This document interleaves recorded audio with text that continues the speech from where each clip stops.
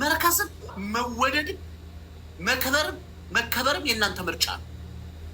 ማንም አይደል። እስከ መቼ ቆይ እናንተ የማንም መጫወቻ ትሆነ? ጭራሽ አሁን እኮ ነቅታችሁ እንኳን ቶሎ ዞር ብላችሁ የራሳችሁን ህይወት እንዳትኖሩ በመተትና በመንፈስ እያሉ ኮተት ይሄ እኔ ማመን ነው ያውቃል። እኔ ልጅቷ ስታወራኝ ራሴን ይዤ ቆሙ። 10-9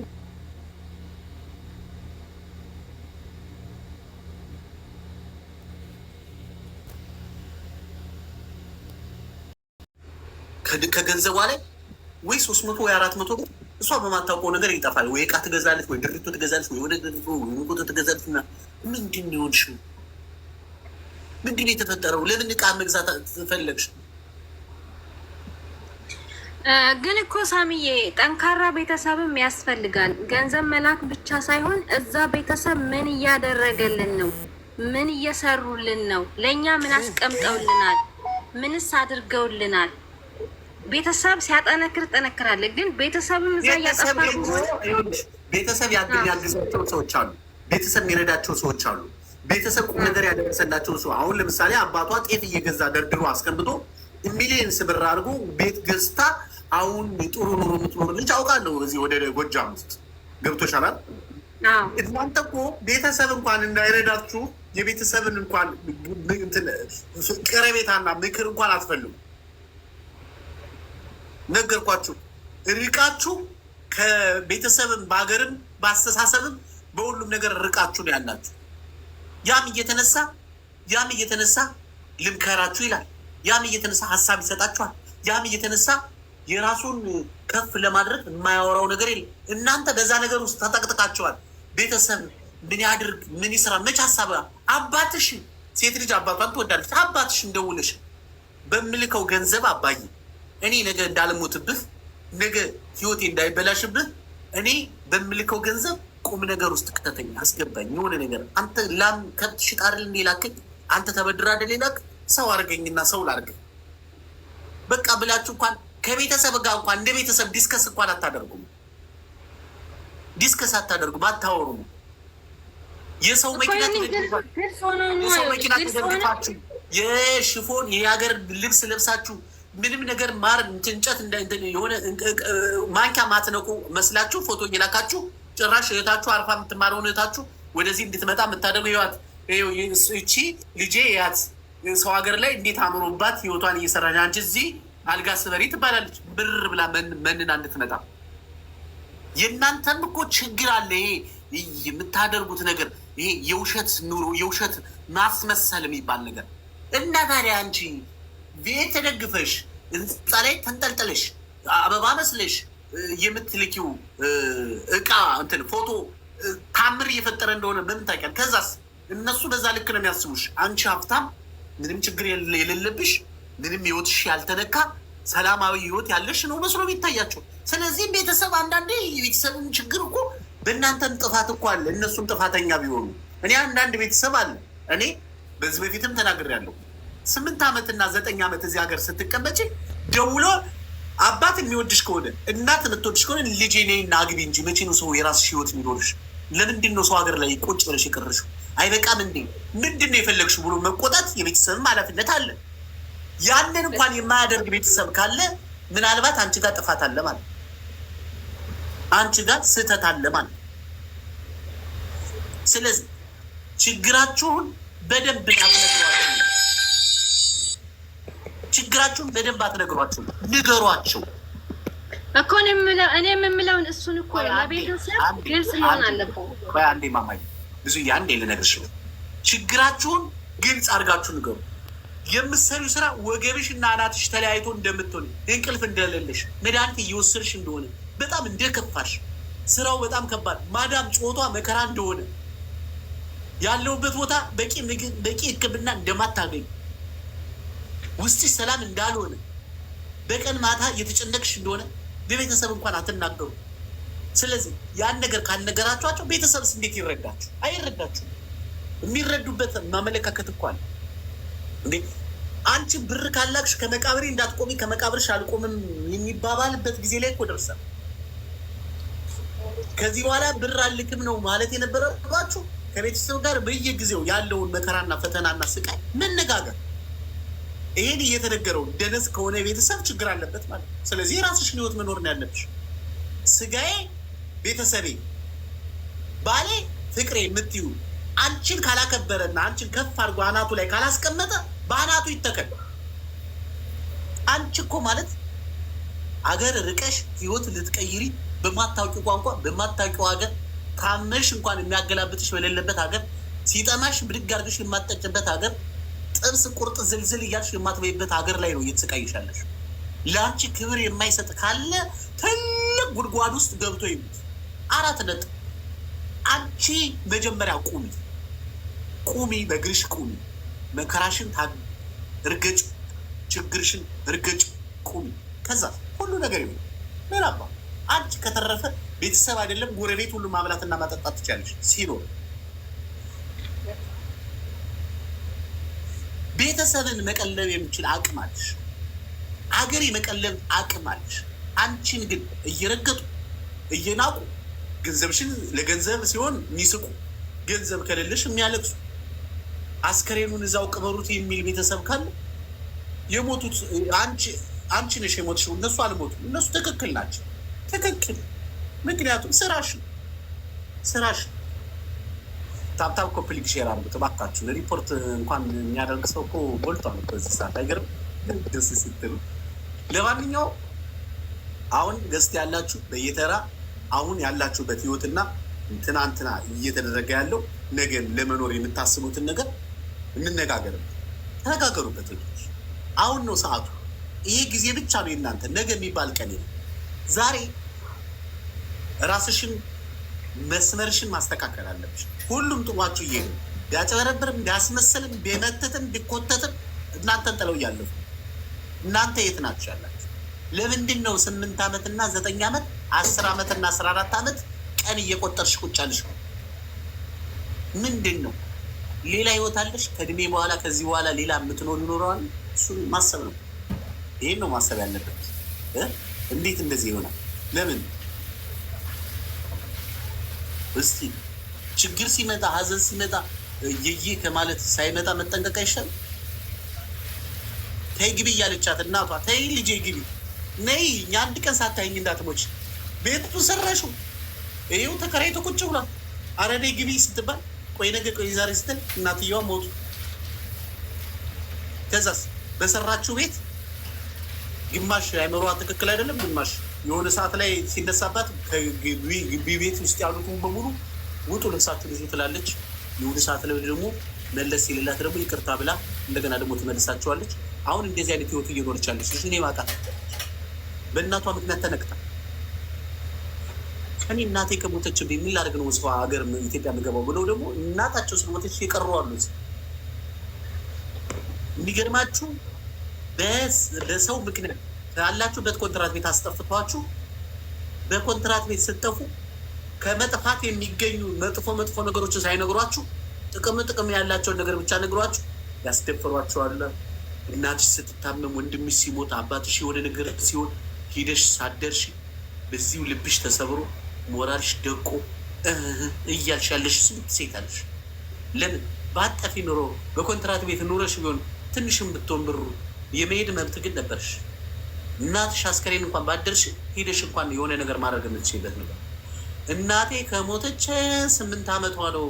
8 ዓመት ኢትዮጵያ ውስጥ አላቅም አልገባውም በሚል ስንት ሰው አለ። እሺ ደስ አብርሽዬ እንዴት ነህ? እንኳን ደህና መጣ አብርሽ። እንኳን ደህና ቆየህ ብዬ። ሰላም ነው? ደህና ነኝ አባቴ። እንዴት ነህ? እየመከርክ ነህ፣ ምክር ላይ ነህ። ለዛ ብዬ ነው እኮ ዝም ያልኩት። መምከር አይሰለቸንም መቼም፣ አኪድ ሊሰለቸንም አይገባም። ሰው በየቀብይ ጠፋ እንዴት ይሰልቸን ብለህ ነው? አዎ ብዙ አዳዲስ የሚመጡ ልጆችም ስላሉ ምን አለች መሰለህ ሳምዬ፣ እውነት ነገር ከሀገር ከወጣሁ 13 ዓመቴ ነው። ለራሴ የኖርኩት 5 ዓመት ብቻ ነው። 8 ዓመት በኋላ ነው ከተኛውበት የነቃሁት። አሁን ላይ ግን ምን ሆኖኛል ነው አሁን ያንገበግበኛል። አሁን ላይ ያንገበግበኛል። አንገብግብሽ መሲ አንገብግብሽ። በቃ መንቃትሽ ራሱ ጥሩ ነው። 5 ዓመት መንቃት ቀላል አይደለም። አንቺ እኮ በ5 ዓመት ነቅተሻል። አሉ አይደል እስካሁን ያለው። እሺ አብርሽ ቀጥል። አይ ቆይ አንተ እያወራህ እዚህ ጋር በአረበኛ ስም ያለው ግን ማን ነው የሚመከረው? ግድ የለም አሉ እህቶቻችን ብዙ ያልገባቸው ብዙ የዚህ አረብ ሀገር ላይፍ ያልገባቸው አሉ። እኛ እዚህ 16-17 ዓመት ኖረናል እዚሁ አረብ ሀገር እና እንደ ወንድነታችን ብዙ የምንፈተነው ነገሮች አሉ። ነገር ግን እኛ ያው ዘመናችንም ሙሉ ከእናንተው ጋር ነን እንደምታውቁት ነው። ከመናገር ወደኋላ አንልም። እህቶቻችን አሉ፣ የስጋም እህቶቻችን እዚህ አረብ ሀገር አሉ። ከዛ አንጻር እመኑኝ ነው የምላችሁ ብዙ የማያውቁ አሉ። ስለ አረብ ሀገር ከመጡ በኋላ የቤተሰብ ምን እንደሚፈልግ እዚህ ከመጡ በኋላ ሁሌ ላለው እኮ ሳሚ እግዚአብሔር ምስክሬ ነው ብልህ ልክ ከኤርፖርት ልክ ሲሸኙን ማለት ነው ሲሸኟቸው ማለት እህቶቻችንን ቤተሰብ ወደ አረብ ሀገር ሲሸኟቸው ሻንጣና ልብስ ነው አይደል ይዘው የሚመጡት ወደዚህ ወደ አረብ ሀገር። ከዛ በኋላ ግን ሻንጣ ውስጥ ያለው ነገር እኔ እንደው እንዲሁ ሳስበው ጠለቅ ብለህ ስታስበው ብዙ ወፍጮች ይዘው ነው ከልብስ ጋር የሚመጡት የቤተሰብ ማለት ነው። ገብቶሃል አይደል አባባሌ? ለምን ብትል ከእነሱ ነው የሚጠብቁት። እዛ ልብስ ርካሽ ነው፣ ለምንድን ነው ልብስ ተሸክመሽ የምትሄጂው ብለው ባዶ እጃቸውን ልከው እኮ ልብሳቸው ተገላገላቸው ላይ እኮ ያለቀ እኮ ስንት አሉ። ልክ ነህ። ቀጥል ትክክል። ያ አዎ ባዶ እጃቸውንም ቢልኳቸው ምን መሰለህ ባዶ ሻንጣ እንኳን ቢልኳቸው እመነኝ ነው የምልህ እህት አለ፣ ወንድም አለ፣ እናት አለ፣ አባት አለ። ከዛም አልፎ ተርፎ ደግሞ ዘመድ አዝማድ አለ፣ አጎት አክስት ምናምን የሚሉት ወፍጮዎች አብረው በሻንጣ ተሸክመው ነው የሚመጡት።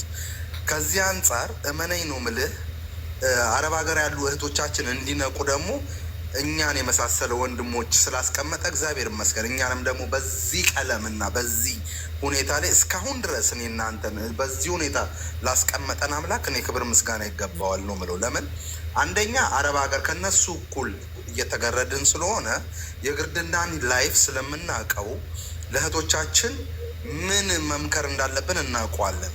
ከዚህ አንጻር መነኝ ነው ብላ ወፍጮ በእውነት ወፍጮ ወፍጮ ታውቃላችሁ አይደለ? አይጠግብም፣ ዝም ብሎ ይውጣል። ከዛ በኋላ አድቆ ያፈሳል። ቤተሰብ ማለት እንደዛ ማለት ነው። ስለ እናንተ ህይወት ግድ የሚለው የለም። ስለ እናንተ ኑሮ ግድ የሚለው የለም። ስለ እናንተ የህይወት 1-2 እያለን እኛ ስንት ዓመት ሆነን እኛ እንኳን በግላችን 16 ዓመት አረብ ሀገር ስንኖር ማንም የሚመለከተው የለም። የ16 ዓመት ላይፍ ማለት ቀልድ አይደለም።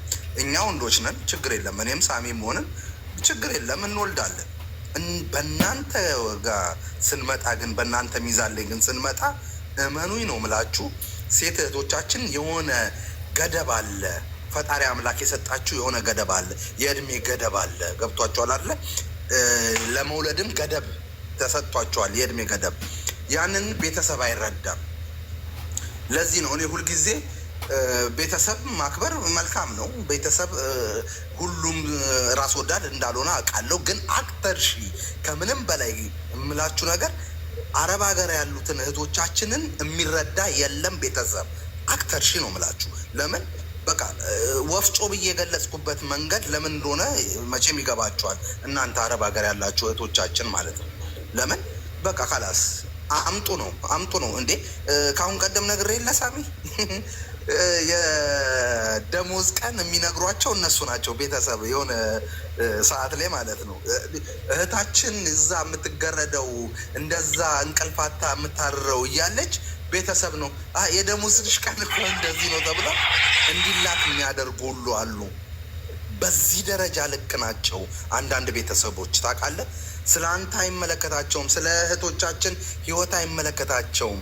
እህቶቻችን ንቁ፣ በእናታችሁ ንቁ ነው ምላችሁና ቤተሰብ መርዳት እንዳለ ሆኖ ነገር ግን የእናንተን ህይወት ደግሞ ዞር ብላችሁ እስኬሉን ቢያንስ እንኳን ማክሲመም 80% የሚያክል ተውት፣ 20% ለቤተሰብ በሚለው 80% ደግሞ በእናንተ።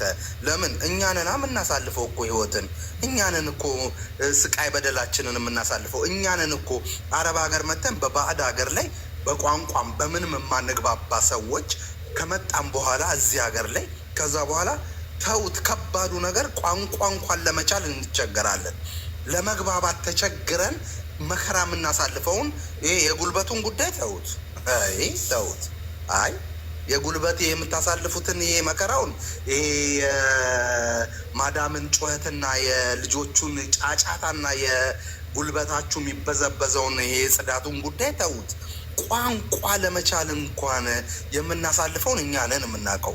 ስለ ስደትን ያየ ሰው ሲናገር ነው ደስ የሚለኝ የምለውም ከዚህ አንጻር ነው ምላችሁ። ከዚህ አንጻር እህቶቼ በእናታችሁ በእውነት ይበቃል፣ በቃ ልትሉ ትችላላችሁ። ያኔ መወሰን አለባችሁ በህይወታችሁ። ለእናንተ ህይወት እናንተን አላችሁት። ለእናንተ ህይወት መወሰን የምትችሉት እናንተ ናችሁ። እመኑኝ ነው ምላችሁ። ቤተሰብ የፈለገ ብታደርጉለት የፈለገ እንደው በቃ ሶፋውን፣ አልጋውን፣ ምኑን፣ ቤቱን ብትቀይሩለት ምን ብትሉለት ኤክርሺ መጨረሻ ላይ ግን ለእናንተ ሳትኖሩ በቃ እኔ ለቤተሰብ ነው የምኖሩ። አይ በቃ እንዴ ከቤተሰብ በላይ ምን አለ ብላችሁ ነው አይደለ እናንተ የምትሸወዱት ወገን። ከዛ በኋላ ግን እስኪ ሂዱ ኢትዮጵያ ነው ምላችሁ። ተይዛችሁም ሊሆን ይችላል ወይም ደግሞ በሆነ ጉዳይ ሊሆን ይችላል። ሂዱ እስኪ ኢትዮጵያምና ከዛ በኋላ ቤተሰብ ከአንድ ሳምንት ባለፈ ሊያከብራችሁ አይችልም። ከሌለሽ የለሽም ነው እዚህ ምድር ላይ በዚህን ሰዓት ከሌለሽ የለሽም። እመኑኝ ነው ምላችሁ። ከሌለሽ ከቤተሰብ አንጻር እንኳን ከሌለሽ የለሽም ነው። ባይ ባይ እናቴ እመኝኝ ነው ምልሽ። እዚህ አረብ ሀገር እያለሽ የሚያከብሩሽን እዚህ አረብ ሀገር ያለሽ ደውለሽ ስታወሪያቸው ፎቅ አድርገው የሚያወሩሽ ቤተሰብ እመኝኝ ነው ምልሽ። እስኪ ሂጂ ኢትዮጵያ። ከዛ በኋላ ኢትዮጵያ ሄደሽ ያደረግሽላቸው ነገር ሁሉ ተሽሮ አንቺን እንደምን እንደሚያውሽ ያኔ ትረጃዋለሽ እናቴ እመኝኝ። ስለዚህ እስኪ ቆም ብላችሁ አስቡ እስኪ እናቴ። እኛ አረብ ሀገር አይደል ያለ ነው። ከአረብ ጋር ለምንጨቃጨቀው ከአረብ ጋር ለእንቅልፋተን ያላ ኦሚ ያላ የገስሊ ያላ እንዲህ ምናምን ተብለን የምንኖረው። ከዛ በኋላ ስናዴ አንቺ ህይወት የለሽም እንዴ እናቴ? አለሽ እኮ እንዴ ህይወት አለሽ እኮ። ህይወትሽን ለምን አታስቢውም እንዴ? ይሄ ሁሉ የምታሳልፊው መከራና ይሄ ሁሉ ለቤተሰብ ደሞዝ በተቀበልሽ ቁጥር አንቺ ለቤት አይ ቆይ ልላክ ምናምን ብለሽ የምትልኪው እመኝኝ ኢምንት ነው ለቤተሰብ። ከዛ በኋላ ግን ኢትዮጵያ ሄደሽ አንድ ወር ከተቀመጥሽ እነሱ ቤት ከተቀመጥሽ በኋላ እመኝኝ ነው ብልሽ እንዴ ያኔ ቁራጭ ብጫቂ ለላክሽልኝ ምናምን ተብለሽ ጥንብርኩስሽ ይወጣል። ከዛ በኋላ እንደለመድ ነው ያው የተለመደ ነው። አረብ ሀገር ነው ያየ መቼም ዞሮ ዞሮ መግቢያው ጭራሮ ነው። ተመልሰሽ ደግሞ ወደ አረብ ሀገር ወደ ግርድና ይመጣል ማለት ነው። አየሽ እስከ መቼ እንዴ? እስከ መቼ? እስኪ በሚዲያ እንኳን እያያችሁ አይደል እንዴ? አይደለም ቤተሰብና የሃይማኖት አባት የተባለው ቄሱ እንኳን እግረኛው ላይ ቀርቦ እንደዛ እህታችንን ሲያስለቅስ አይታችኋል እኮ አይደል እንዴ? እህታችንን አረብ ሀገር እኔ እህቶቼ ነው ምለው እኔ አረብ ሀገር ያሉትን ለምን እንደሆነ ታውቃላችሁ? የአረብ ሀገር ላይፍ 16 ዓመት ምናምን በላይ ስለማውቀው ማለት ነው። አያችሁ እኔ ነኝ የሚገባኛ፣ እኔ ነኝ የማውቀው። የሃይማኖት አባት በይ ወላ ቤተሰብ በይ ወላ እህት ወንድም በይ የአንቺን ብር እንጂ የሚፈልጉት አንቺነትሽን አይደለም። አንቺ አገባሽ አላገባሽ አይመለከታቸውም። አንቺ በምትልኪው ብር እኮ እህቶችሽ አግብተዋል፣ ወንድሞችሽ አግብተዋል፣ ልጅ ወልደዋል፣ ምን ብለዋል። ግን አንቺ አረብ ሀገር እድሜ ልክሽን ትገረጃለሽ። ከዛስ የሚለው ነው አየሽ፣ ጨዋታው ትልቁ ጨዋታ የሚመጣው ከዛስ እናት ከዛስ እንዴ አንቺ ህይወት የለሽም እንዴ? እድሜ ልክሽን አረብ ሀገር በቃ ካላስ ይሄ ነው ህይወታችን። እኛ ህይወታችን ይሄ ነው። ማንም የሚረዳን ከሌለ እኛ እርስ በራስ መረዳዳት አለብን። ሌሎችንም እናነቃለን እህቶቻችንን። በቃ እዛ ሰርግ የሚደግሰውን እህትና ወንድሞችሽን ትተሽ አንቺም ሰርግና ልጅ መውለድ አለብሽ፣ ትዳር መያዝ አለብሽ። አየሽ ይህ እኮ የብዙዎች ቁስል እኮ ነው ጎበዝ፣ የብዙዎች እህቶቻችን ቁስል እኮ ነው ይሄ። ስደት እንደሆነ አይለቅም አውቃለሁ። ካላዋረደና እንትን ካላለ አይለቅም አውቃለሁ። ግን ያን የሚረዳው ስደትን ያየ ብቻ ነው። እስከ መቼ እንዴ? እስከ መቼ እናት እንዴ? እስከ መቼ? አይበቃም? አይበቃም መሸወዱ? አይበቃም እዛ ፍሬንድ በስልክ በቴሌግራም ምናምን ተግባብተሹ መታለቡ አይበቃም? አውቃለሁ እምቧላ ቤሞራዎች አሉ። በ50,000 ጊዜ እንጮሃለን በቴሌግራም ትትትትት ይላታል። እሱ እዛ ድንጋይ እያሞቀ ጫቱን በርጫውን በአንቺ ብር ማለት ነው። አንቺ እዚህ ተገርደሽ በምሰጪው ጫቱንና ከዛ ጨብሲውን ችሎ ምናምን እናቴ ይልሻል። በቃ ስትመጪ እንዲህ ምናምን ኖ ኖ ኖ ኖ ኖ ኖ ኖ ላ እናቴ ይሄ የተራርቆ ፍቅር የተራርቆ ግንኙነት እመኚ ነው የምልሽ ጥቅምሽን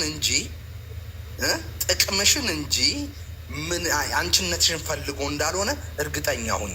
አንቺ የምትልኪለትን ብር ተማምኖ እንጂ ስለ አንቺ አስቦ እንዳይመስልሽ። ገብቶሻል አይደለ? ስለ አንቺ የሚያስብ ወንድማ መያዝ ካለባችሁ እዛው ኢትዮጵያም ቢሆን የሚሰራ ከዛ በኋላ እኩል የሆነ ላይፍ ምናምን ነው እንጂ እዛ ተጎልቶ እትትህ ባለሽ ቁጥር ብር የምትልክ ከሆነ አንቺ ነሽ ተጎጂ፣ አንቺ ነሽ የምትታለቢው፣ አንቺ ነሽ ውርደት ውስጥ የምትገቢው። ገብቶሻል አይደል? አንቺ ነሽ እድሜሽን እዚህ የምታሳልፊው። ከዛ በኋላ አንቺ በላክሽለት እንዲህ ስንት እኮ ሚዲያ ላይ እኮ ስንት ጉድ አውጥተናል እኮ።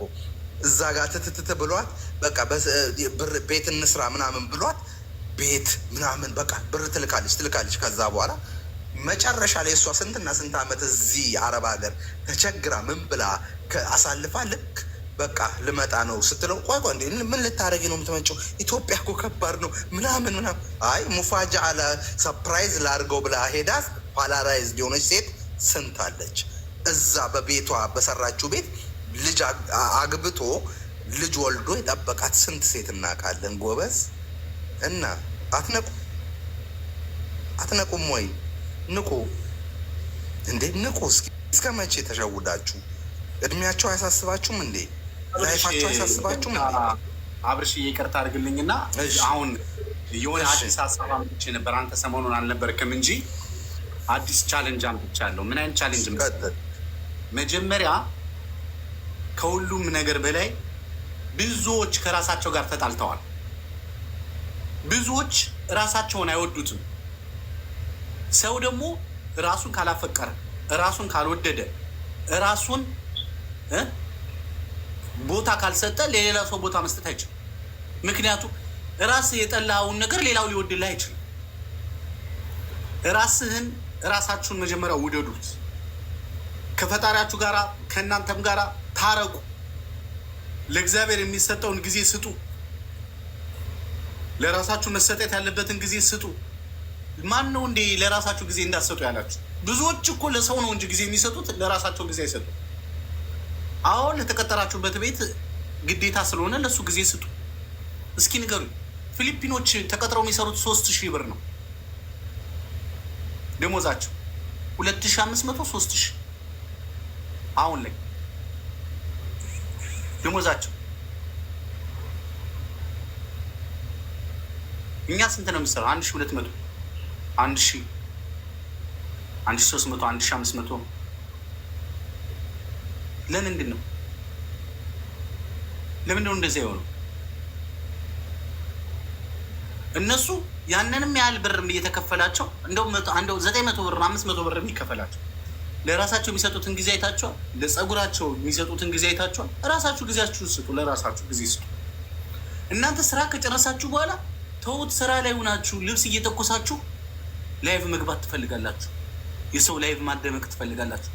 መጀመሪያ ስራችሁን ከጨረሳችሁ በኋላ ከማንም ከምንም በላይ ለራሳችሁ ትልቅ ቦታ መስጠት አለባችሁ።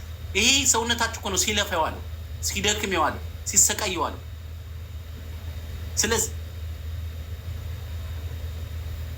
ምን ማድረግ አለባችሁ? ለራሳችሁ የመጨረሻ የተባለውን ጥግ ብራንድ የሆነውን ጊዜ ለራሳችሁ ስጡ።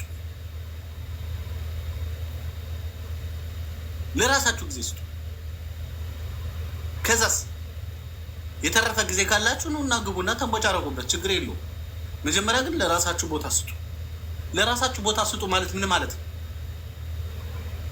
ምን ማለት ከራሳችሁ ጋራ ነገ የሚባል ቀን እግዚአብሔር ከሰጠኸኝ ነገ የኔ ነው ያንተ ቀን ያንተ ጊዜ ባለቤቱ አንተ ነህ። የእድሜ ቆጣሪው ጽሁፉም ፊርማውም ያለው አንተ ጋር ነው። ግን እንደ እግዚአብሔር ፈቃድ ነገ የሚባል ቀን ካለኝ ነገን ማሳመር አለብኝ። እሱን ለማሳመር ደግሞ ከራሳችሁ ጋር ትልቅ የሆነ ውይይት ማድረግ አለባችሁ። አንድ ፋብሪካ አንድ ድርጅት እኮ ሲገነባ ብዙ ምክር ተመክሮበት ከብዙ ነገር ጋር ተነጋግረውበት ነው። እናንተ ፋብሪካ ናችሁ። እኔ ብለሽ እንኳን ታውቂያለሽ። እኔ እስከ መቼ ነው ከዚህ ቤት ሰራተኝነት የሆነ ነገር አድርጌ የተሻለ ነገር አሁን እቺ ልጅ ቅድም የነገረቻችሁ ልጅ ማዳም ቤት መጣች፣ የተወሰነ ዓመት ሰራች፣ መንጃ ፈቃዷን አወጣች ከማዳሟ ጋር ተገባብታ። አሁን ምን አደረገች? ከ1500 ብር ደሞዝተኛ አሁን ወደ 3000 ብር ደሞዝተኛ ሆነች። በዛ ላይ ይሄ እቃ ሳህን ምናምን ማጠብ ማጽዳት የለም። ዶቅ ብላ ሹፍርና ነው የምትሰራው። ሹፍርና አያችሁ ለውጥ፣ በትንሹ ለውጥ። ይሄ ማለት እናንተ ልታደርጉት የምትችሉት ለውጥ ማለት ነው። ስለዚህ ይሄ ነገር የሚመጣው በጸሎት ራስን በማረጋጋት ለራስ ጊዜ በመስጠት ራስን መውደድ ከራስ ጋራ ራሳችሁን በጣም ቆንጆ እንደሆናችሁ ደጋግማችሁ አካብዳችሁ ንገሩት። ዋው እኔ እኮ በጣም ቆንጆ ነኝ በይ። ምን ችግር አለ? አይደለሽም እንዴ? ቆንጆ ለመሆንሽ እኮ የትም መሄድ አይጠበቅብሽም። አንቺን የመሰለ ሰው ሌላ ሰው አለ? የለም። አንቺ ብቻ እኮ ነሽ። ስለዚህ ልዩ ፍጡር ነሽ ማለት አንቺ እኮ ማለት ድንቅ ሴት ነሽ። ለምን? ሌላ ሰው የለማ ወፍ። ስለዚህ አንቺ ብቻ በተአምር የተፈጠርሽ ለብቻ መልክ፣ አስተሳሰብ፣ ድርጊት፣ ቁመና ሁሉ ነገር ለብቻ የተፈጠርሽ ከሆነሽ እግዚአብሔርን በሚገባ ልታደንቅ ይገባል። ስለዚህ በጣም ቆንጆ ነኝ በይ። እኔ በጣም ቆንጆ ነኝ፣ ደስተኛ ነኝ በሉ። እዚች በትንሿ ቦታ ላይ ደስተኛ መሆናችሁን ለእግዚአብሔር ከነገራችኋት እግዚአብሔር ደግሞ ትልቅ ነገር በሰጣት ደስታዋ ወደር አይኖረውም። ስለዚህ ልስጣት ነው የሚለው። እናንተ ትንንሽ ነገር አትመኙ። ትልቁን ነገር እኮ ያልሰጣችሁ እኮ መቋቋም ስለማትችሉ እኮ አይቶ ይከብዳችኋል፣ ትወድቃላችሁ፣ ፌንት ትሰራላችሁ እንጂ መስጠት እኮ እሱ ቀላሉ ለሱ ሳትፈልጉ እኮ ነው። ፍጠረን ሳትሉት እኮ ነው የፈጠራችሁ። እሱ ፈጥሯችሁ እሱን ማድነቅ እንዴት ያቅታችኋል? ሌላ ማንን ልታደንቁ ነው? ቲክቶክ ያሉትን ትለያለሽ፣ አንቺ እኮ በቃ ትለያለሽ። አረ አንቺ ሳትለይ አንቺ ምንድን ነሽ? በየአይነቱ ነሽ። ሞኛቱ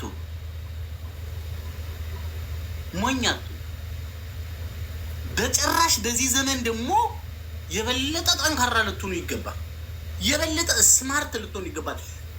የመጨረሻ አረመኔ ነው መሆን ያለባችሁ። ጨካኝ፣ ቆራጥ። ለምን? ነገ ስትወድቁ ህመሙ ከባድ። የሰው አይን ኢትዮጵያን ለ8 ዓመት ለ5 ዓመት ለ10 ዓመት የተለያችሁ ሰዎች ኢትዮጵያ ስትሄዱ እኔ ኢትዮጵያ ነኝ ያለሁት ወይስ ተሳስቼ ሶማሌ ገብቼ ነው የት ነኝ ያለሁት ብላችሁ በጣም ግራ ነው የምትጋቡ። ሰው ግራ ነው የሚያጋባችሁ። ቆይ እኔ ቆም ያለው መፈጠር ፍጥረት ላይ ቆም ያለው ብለሽ ነው ግራ የሚገባሽ። ጊዜያችሁን ተጠቀሙ። ጊዜ ቂጣ ነው። ከተገላበጠ አረሽ ነው የምትቀርብ። እንዳይገላበጥ ተጠንቀቂ። ዝም ብላችሁ አጉል እዚህ የሆነ ድራማ አትስሩ። በራሳችሁ ላይ ድራማ ነው እየሰራችሁ ያላችሁ። ከራሳችሁ ጋር ታረቁ። ይሄ የ21 ቀን ቻሌንጅ 21 ቀን ሙሉ በየቀኑ መስታወት ላይ አውሪ ከራስሽ ጋር። እንዴት ነሽ? ደህና ነሽ ተባባሉ ከራስሽ ጋር። ራስሽን መጀመሪያ ውደጅ። የውሸት ፌክ መውደድ ውሸት፣ የውሸት እንወድሃለን የውሸት ወድሻለሁ የሚባባል ቀልድ ይቀር። አሁን ከራስሽ ጋር ነው መሆን ያለብሽ። ከራስሽ ጋር ትሆኛለሽ። ራስሽን ታሳድጊያለሽ። ለራስሽ ትልቅ ቫልዩ ትሰጫለሽ። አንቺ ያከበርሽውን አንቺ የወደድሽውን ማንም የማይወድበት ምክንያት የለም። ይሄ ሽልጥልጡ አስመሳዩ አይደለም። ገንዘብ ፈልጎ የሆነ ነገርሽን ፈልጎ በአንቺ ሊጠቀም በአንቺ ነገር ሊመጣ የፈለገው ሰው አይደለም አንቺ ጋር የምታገኙ። አንቺ ጋር የሚመጣ ራሱን የሆነ ቦታ ላይ ያደረሰ ሰው ነው ወደ አንቺ የሚመጣው። ለምን? ጽድት ብላችኋል። ጽድት ብላችኋል። ለራሳችሁ ቦታ ሰጥታችኋል። ለራሳችሁ ክብር ሰጥታችኋል። ስለዚህ አንቺ ጋር የሚመጣው የተለየ ፍጥረት ነው። ስለዚህ ቦታሽ ነው። አየሽ፣ ቦታሽ ውድ ያደርግሻል። ውበትሽ ውድ ያደርግሻል። አቋምሽ ውድ ያደርግሻል። ሴት ልጅ ለባሏ ክብር ነች። እግዚአብሔር ደግሞ ወንድ ልጅ ደግሞ ለእግዚአብሔር ደግሞ ወንድ ልጅ ለእግዚአብሔር ክብሩ ነው። ሴት ልጅ ደግሞ ለባሏ ክብሯ ነች። ኦርደሩን አያችሁት አይደለ? ስለዚህ አንቺ እሱን በልጠሽ እግዚአብሔር እንዲያከብርሽ እንዳትጠብቂ። እግዚአብሔር ለወንድ አሳልፎ ሰጥቶሻል። ወንድ ልጅ እንዲያከብርሽ